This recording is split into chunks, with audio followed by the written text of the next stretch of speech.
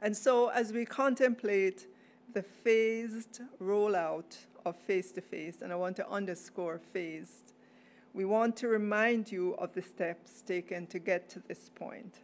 Since starting at the ministry on September 14, 2020, we formed the e-COVID task force that has a wide cross-section of stakeholders. We consult with the Ministry of Health and Wellness to get the relevant data on a consistent basis.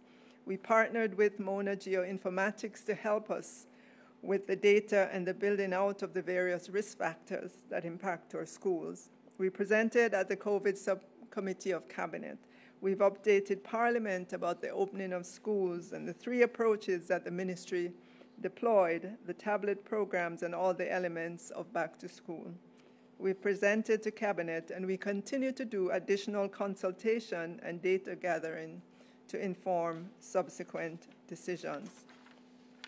The reason for laying out all these steps is that there was a coming together of stakeholders to get to this point that we believe parents, students, and all of Jamaica can accept.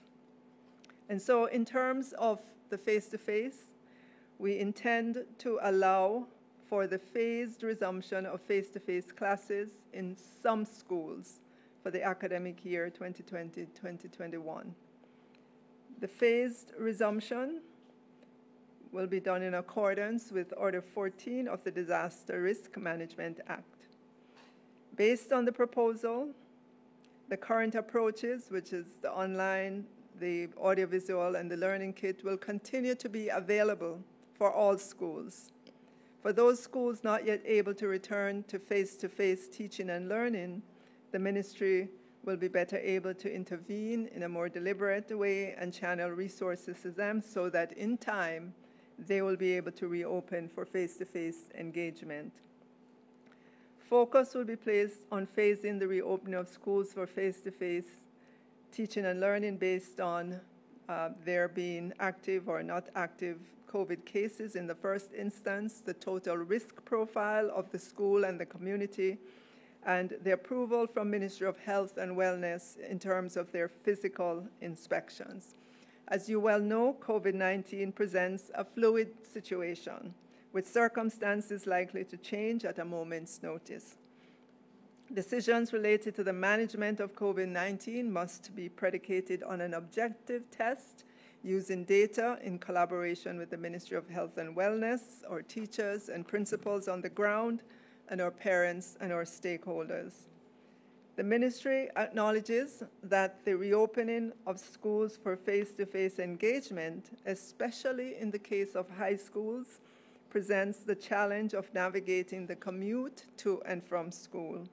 The ministry also acknowledges that potential exposure to COVID-19, particularly within a context of community spread, is a hazard that cannot be avoided entirely as we pursue our normal activities.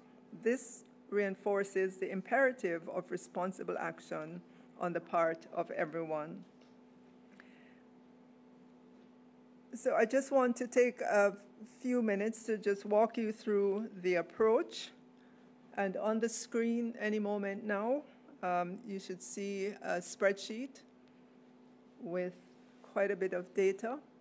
The second column lists all the schools we have in Jamaica.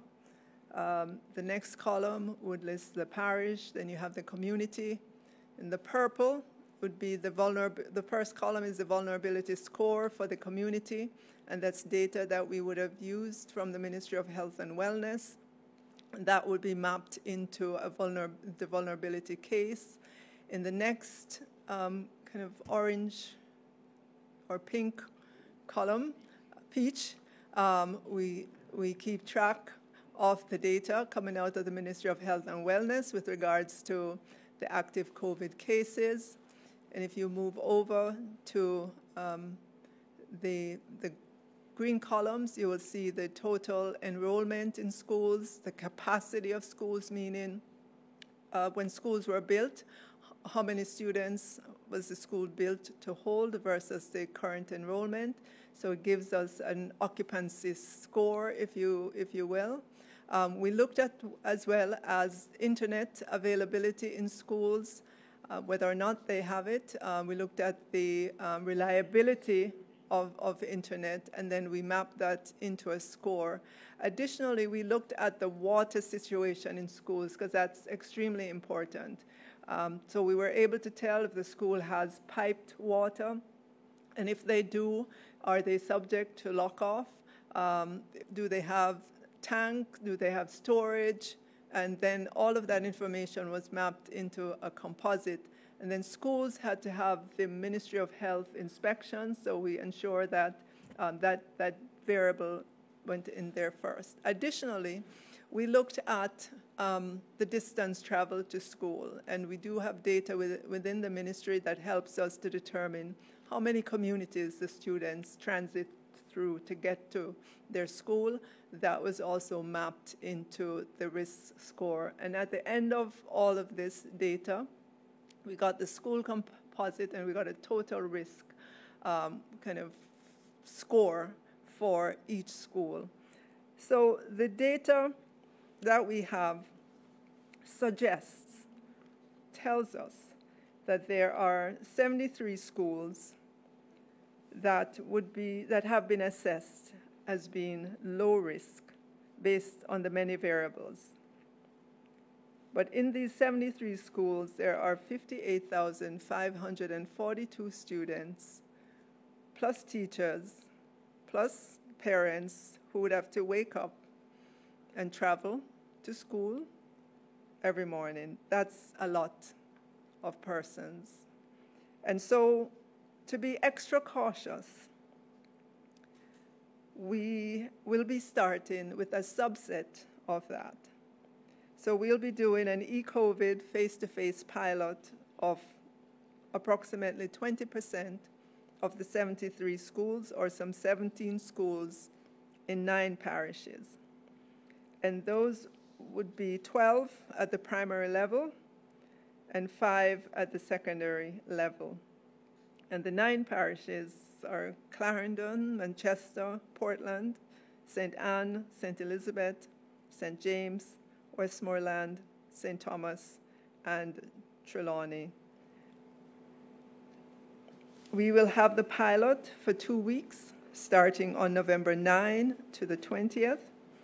During the first few days, the ministry will be working with the schools and parents to ensure that the parents and students have the necessary information to prepare for the face-to-face opening come November 9.